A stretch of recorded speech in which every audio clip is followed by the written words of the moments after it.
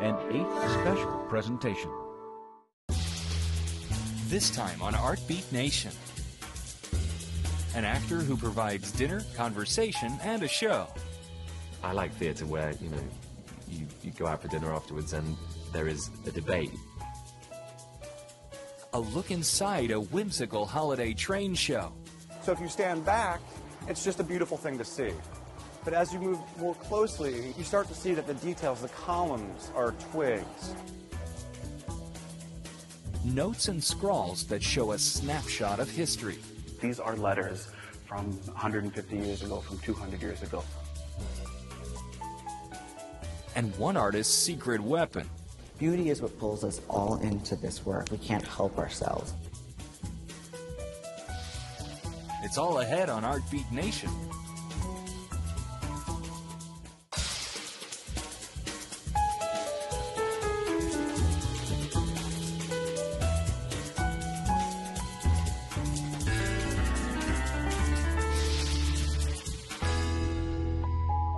Funding for Art Beat Nation is made possible by contributions to aid from viewers like you.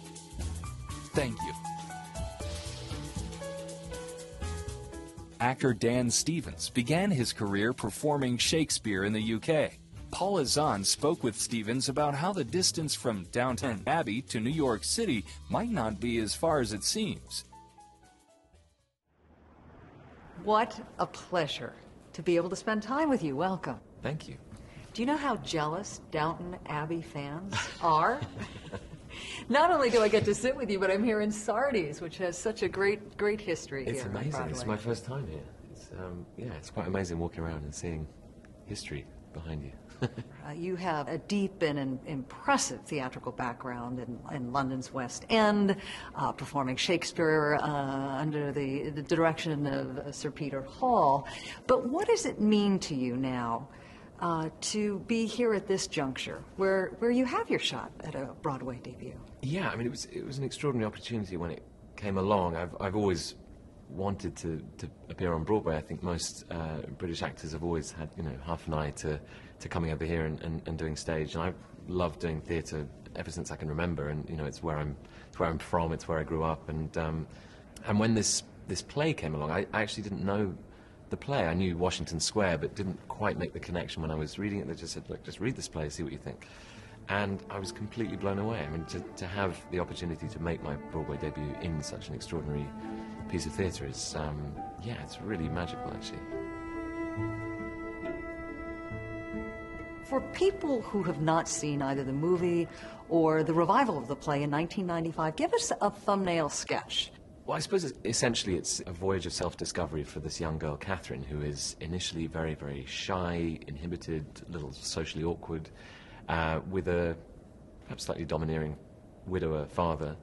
Her mother died in childbirth. And he's quite bitter about that. Yes. And you learn in the play that he holds her responsible for his wife's death. Yeah, and there's, he holds some strange grudges, I guess we'd call them now. And, Catherine is, I guess with the sort of modern psychology applied, perhaps a little damaged. And so into this mix of, how she's treated by her father comes this young suitor, Maurice Townsend, who I play, who is perhaps a little more middle class than she is, and perhaps we know he is. I mean, he is. I mean, he's certainly a little bit of an imposter, right? But he's come back from Europe and has learnt these sort of mid-19th century European romantic ways, and also has an eye for luxury and beauty and nice things, which the Doctor and Catherine certainly live amongst. Dr. Sloper, I have fallen in love with your daughter. I am not the kind of man you would choose for her, and for good reason. I have committed every folly, every indiscretion a young man can find to commit. I have squandered an inheritance. I have gambled. I have drunk unwisely. I admit. I confess. All these things. Mr. Townsend, I am acting in the capacity of a judge, not your confessor. I tell you these things myself, Doctor, because I love Catherine, and because I have a great deal at stake. Then you have lost it. No, sir. Just as surely as if you've placed your pittance on the losing number. It is over. You have lost. Don't be too sure of that, sir. What's wonderful about the structure of the play is that it really keeps us guessing as to who's in the right and whether Maurice is in it purely for the money. Maybe he loves Catherine as well. And I think going right back to the novel of Washington Square, you know, one of the things I think Henry James is very interested in is wealth and its provenance and what wealth does to people, whether they have it or whether they don't. That is what must make the character of Morris Townsend challenging to play, because you have to be seductive on one hand, and as an audience member, I was sitting out there saying, well, I like this guy. He has energy, he's charming, he's bringing life to Catherine, and on the other hand, you are suspicious about your motives. It's interesting, having never seen a production of this play, I'd seen the movie, you know, years ago. You know, having spoken to people who have seen it, who know the play, they're like, "Oh, you know, you're playing the villain. He's the gold digger." And do you see it that way, or do you think I it is more personally ambiguous? didn't. I think, you know, I mean, I am a huge lover of Henry James, and I sort of, I guess, immediately saw this ambiguity. It's like, yeah, he has seen something very pure and honest. All right, Catherine isn't necessarily immediately the most attractive girl in the room, but there's something very, very pure, innocent, open about her, which is, to certain people, very attractive. And, you know, I love the fact that people come out of this play and, you know, one person thinks, well, no, he really did love her, and someone's like, nah, you know, he's just in it for the money. And I think I like theatre where, you know, you go out for dinner afterwards and there is a debate. You know, you don't just sit there and go, well, that was nice. Well, that's exactly what happened with the group of people that I saw the play Well, that's with. great. After Yeah. the play, we were all debating as a parent. Do you have an obligation to tell a child if you feel their suitor is all wrong for them? Yeah, I mean, or that's damaged in a some very, way? very interesting question. Do you as well. intervene or not intervene? I suppose the other thing I like about the story and the play is that these are questions that we don't answer. That there isn't, you know, a total resolution or redemption for everybody at the end of this. You know, you as an audience, you carry these questions with you, and I think that makes for fantastic theatre. Catherine, your father is disappointed that his plans for you have not turned out as he wanted. He is perhaps hurt and angry at us both, but that will pass. Will not pass. My dear, if I am to be your husband, you must begin to trust my judgment. I do, Morris. That's right. How many times do you think fathers have spoken angrily to the daughters they love, particularly when marriage is the question? He does not love me. Let's talk about your co-star, Jessica Chastain, who plays Catherine Sloper. She, too, comes to Broadway with a impressive theatrical background and, of course, a career in film. What has it been like to work with her? She's been fantastic to work with. Rehearsals have been intense, but in a healthy, fun way, and you know, very playful. And I think Moises Kaufman, our director, you know, really leads a rehearsal room in that way. And also working with, you know, David Strathairn as well. You know, it's a very theatrical cast. Judy Ivey is a, you know, Broadway legend, and so everybody came with an understanding of what a theatrical rehearsal room was and what it could be. Judith Ivey's character, Lavinia Penniman, Yeah.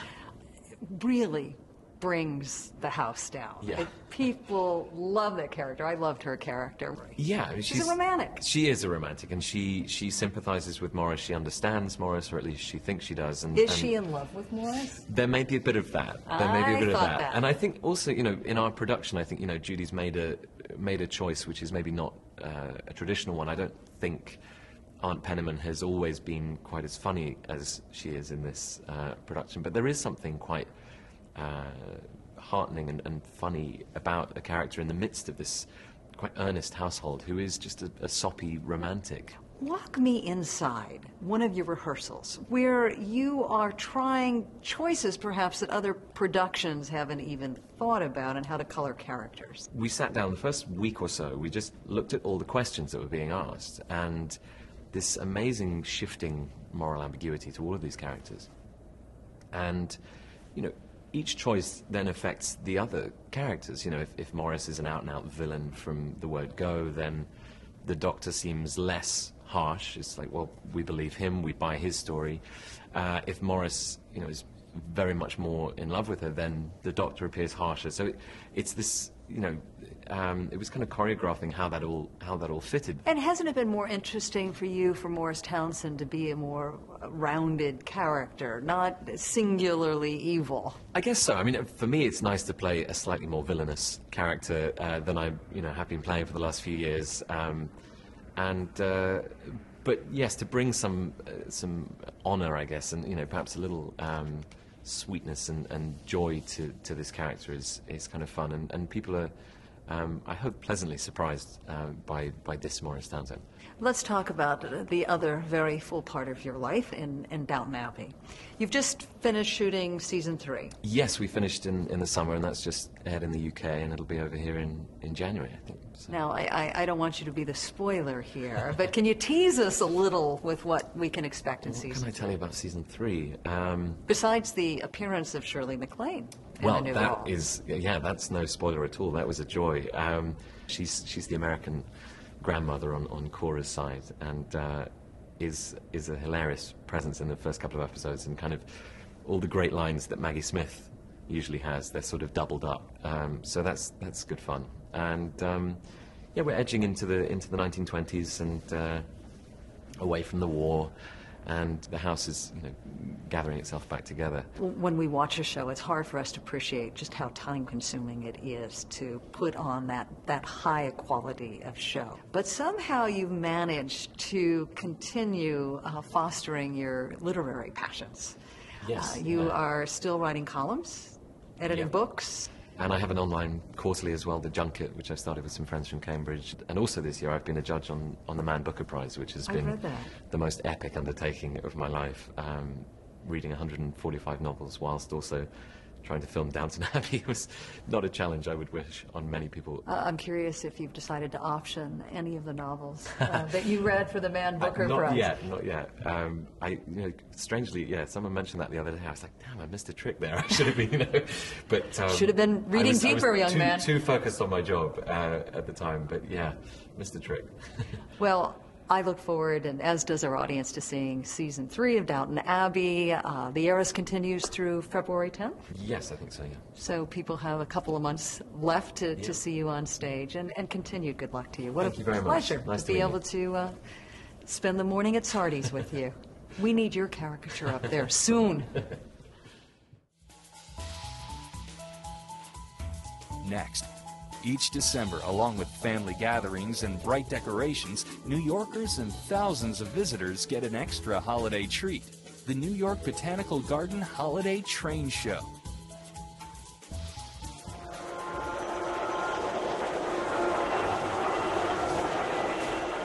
We're in the Holiday Train Show at the New York Botanical Garden in the historic Enid A. Hatt Conservatory.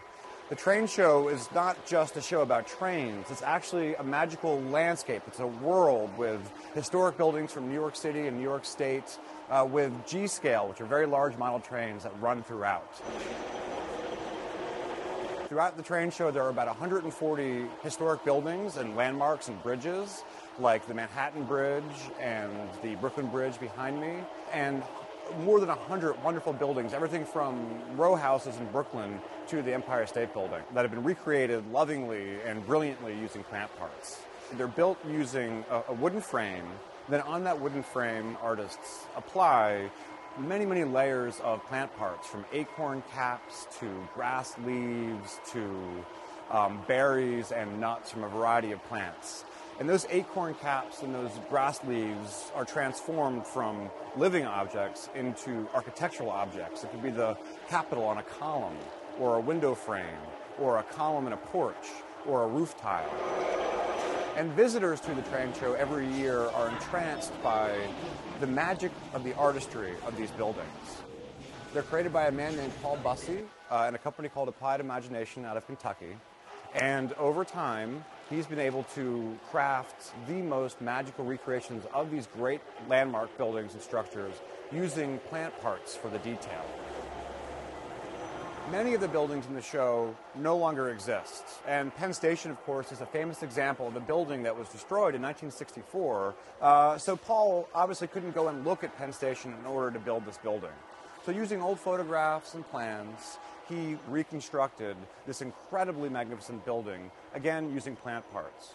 So if you stand back, it's just a beautiful thing to see. But as you move more closely and get closer to the building, you start to see that the details, the columns are twigs, the tops of the capitals are pine cone scales, the tops of these posts on this fence are acorn caps. And the longer you look at one of the buildings, the more alive it becomes, because the more detail you see, and the greater connection you see to the plants that create the beauty of the structure.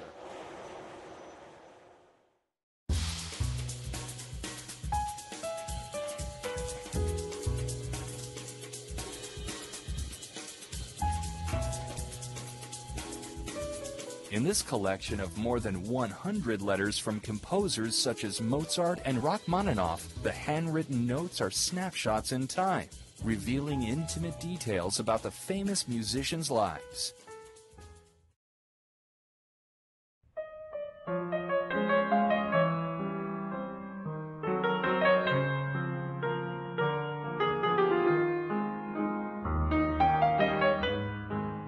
The Schubert Club is a music organization based in St. Paul, dedicated to promoting the very best of music in the Twin Cities.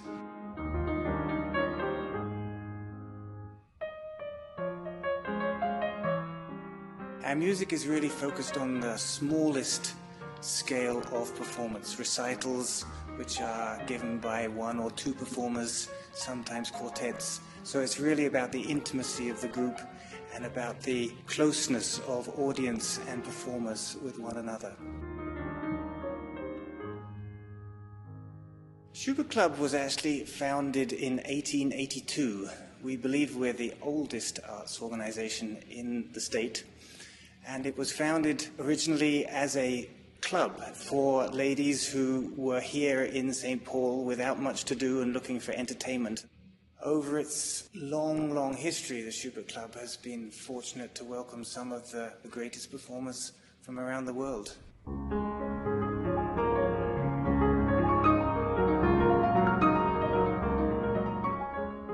The Schubert Club has a museum which actually started in the early 1970s, and since then the collection has grown to many instruments, a number of manuscripts which include letters from all sorts of interesting composers, as well as some of the original handwritten pieces of music.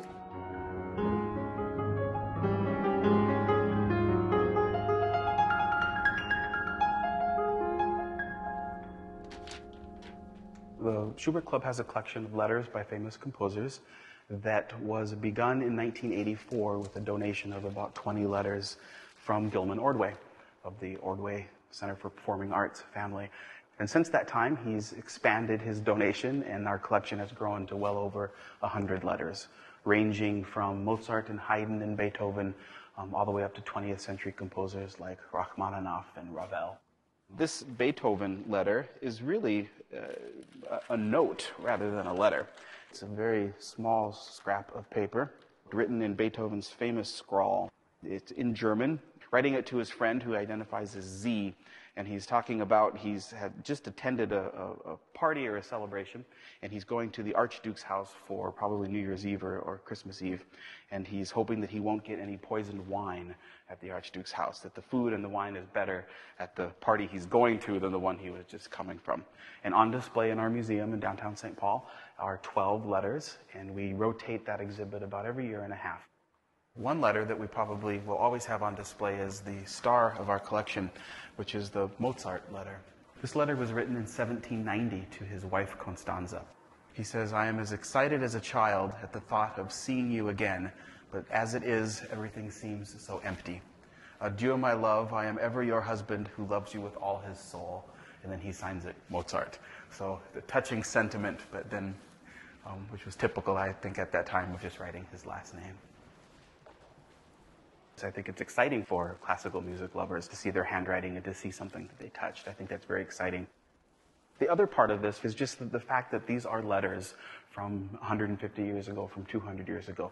These are the building blocks of what biographers use to recreate people's lives. So without these items, without these letters and the insight into the mundane to the more extraordinary events of people's lives, we don't know how people lived 150 and 200 years ago. This is a Bechstein piano that was constructed in 1878. It was played by many very famous composers, Mahler, Brahms, Bartók, Liszt. So it's really a historic instrument. We have physical objects that these composers have had in their hand and have imprinted with their writing. And to combine that with the fact that we've got instruments that they've heard and played on, this is a combination that's really quite remarkable. The Schubert Club itself has the history, has fantastic concerts, education program, and the museum, but it also has so much potential, I feel, for taking the lead in what performances can be looking forwards into the future.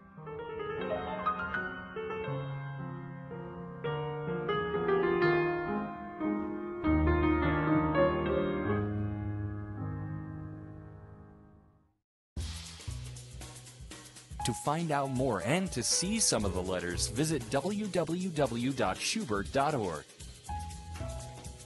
Next, meet a painter finding inspiration in the midst of conflict. Israeli artist Ori Gerst creates vibrant paintings highlighting beauty among destruction. At first blush, the works of Israeli artist Ori Gerst are pieces of painstaking beauty, an elegant cherry tree branch, a verdant Spanish landscape, and a traditional still life. It's seductive. Beauty is what pulls us all into this work. We can't help ourselves.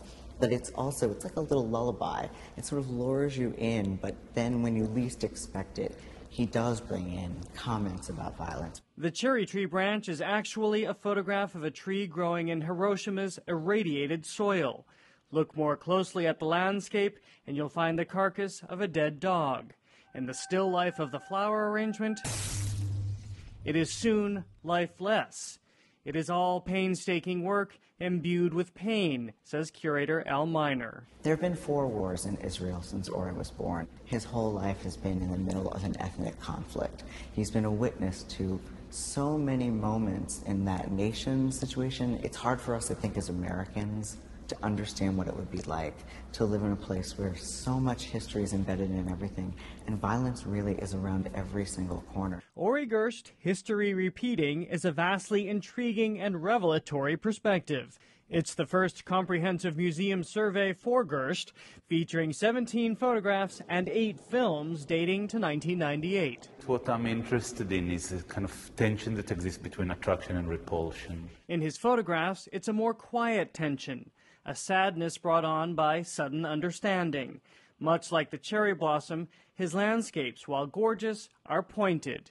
The serene lake in Boatman was actually a hiding place for Jews during World War II. Same for this spot in the Pyrenees.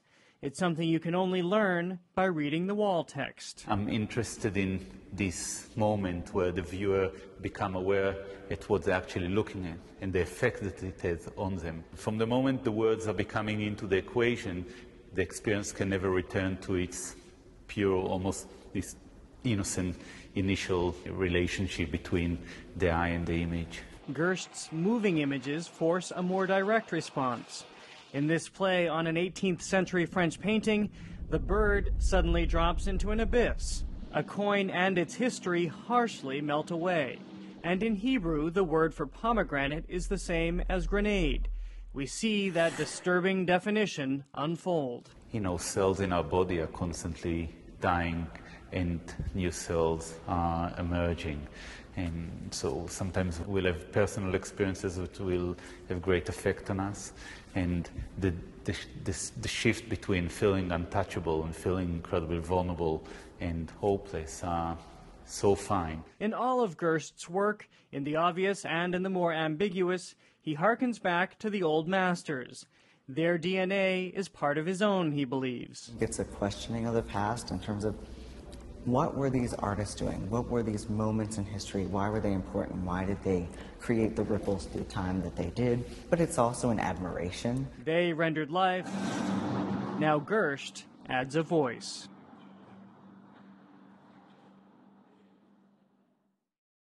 For more arts and culture, visit azpbs.org/artbeat, where you'll find featured videos and information on the Arizona art scene.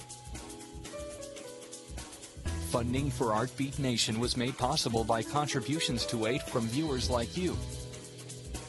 Thank you.